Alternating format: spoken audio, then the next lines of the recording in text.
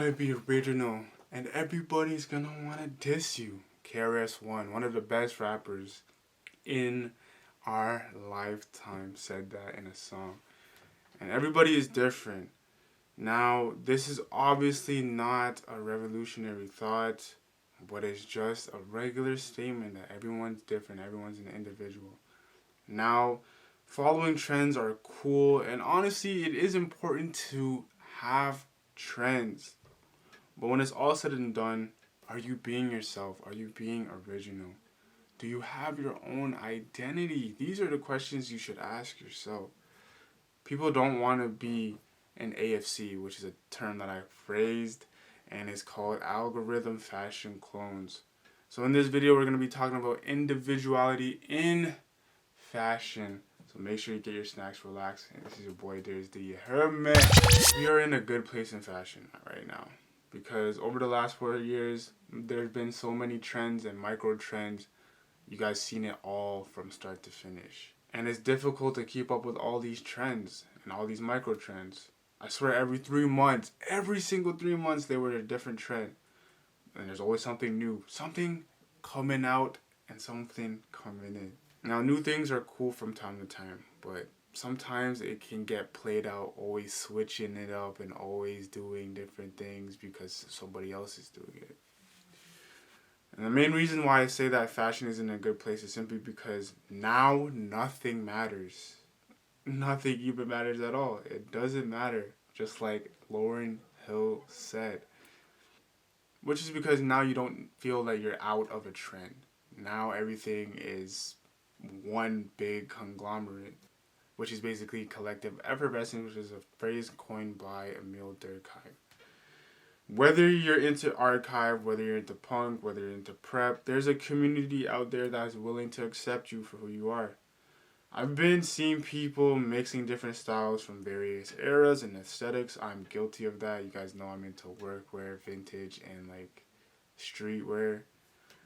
And prep as well too. To get a good outfit nowadays is a lot easier because now people are allowing you to have different tastes, where before everybody would have to be into one category, and in that category there was rules that were in place. For example, like you can't wear Nike with Adidas, or that's from streetwear, athleisure, or you can't wear this color with that color. Now everybody does as they please. You must be able to think for yourself, which is premise 2, which is the main point of this essay. You must be able to think for yourself, because if you don't, then you're just like everybody else. There's a saying that goes, if you stand for nothing, you'll fall for anything. There are too many people, and there's so many times in my life where I had outfits that some people liked and some people didn't like. Sometimes it landed, sometimes it didn't land at all. But at the essence and at my core, I did try. And that's the most important thing. And I tried for myself.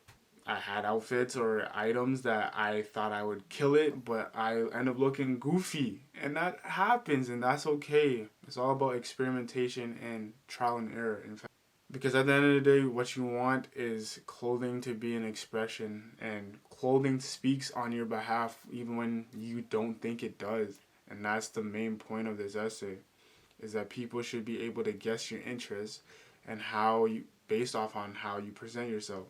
Maybe it's a t-shirt from your favorite band from the 80s or 90s or 2000s, or it could be a jersey from your favorite team or for your favorite sport, or you have a polo shirt from your favorite designer, or it could be a pair of Japanese denim from your favorite denim maker. All these different things come into account when it comes to fashion, because what you want is to express yourself. Expression is important because it's the foundation of your existence. You must be able to express yourself, obviously in a respectful manner, but it's easier said than done, because fashion is supposed to articulate how you feel on the inside and convey a message to society about what you are about. It basically gives non-verbal messaging to people coming on the street, because if you saw me wearing a certain item, you're going to ask me certain questions in order to get a conversation going. And like, yo, like I said before, it's a conversation starters. It can even might get you flirted with fellas and ladies. You never know. The dude might see some item and he'd be like, yo, you look good in that, or vice versa. It's just how people are able to connect with you, in my humble opinion. And I find that even nowadays, when it comes to the street interviews and the fit breakdowns, it's a lot better now because people have more connection to the clothing rather than 6 years ago. Because before, people would just break down how expensive their item is, but now they're talking about what this item means to me. They were able to obtain this outfit, or how they were able to find this outfit or find this item, and what it relates to and what message they want to convey to the world. I think all these things matter in individuality and what makes it unique and prominent in today's fashion space. And it also can express different hobbies that you've had before. All these things matter when it comes to clothing. They're able to articulate to the person or to your audience what you're about, what you care about, and the things that you are interested in. Premise 3, dressing for you takes a lot of courage that people don't seem to say it is true. You must go against what people say. I always say that if you look suspect or you look homeless, then you probably have a good outfit on.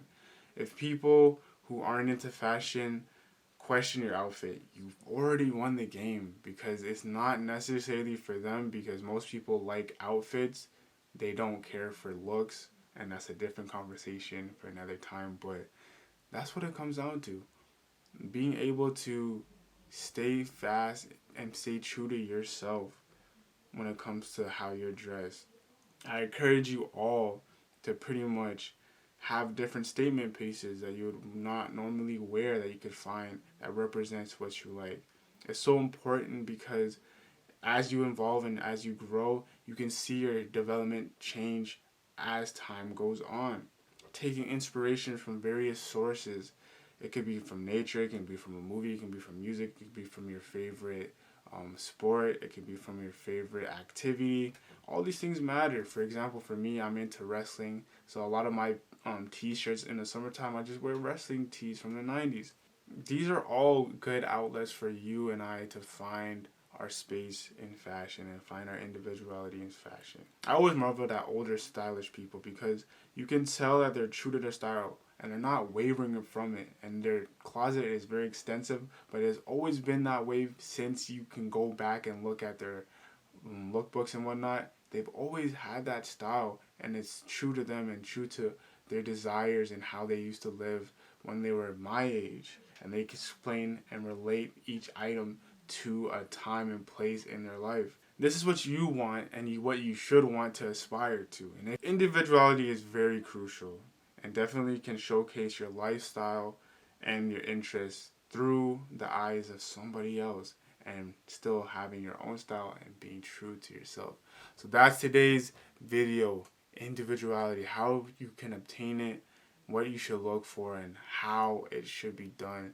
And at the end of the day, guys, I just hope each and every one of you can take heed and have your own style, do your own thing, because at the end of the day, you only have one life to live, and why not be fly living it? This is your boy DD signing off once again. Y'all stay suave, live long, and prosper.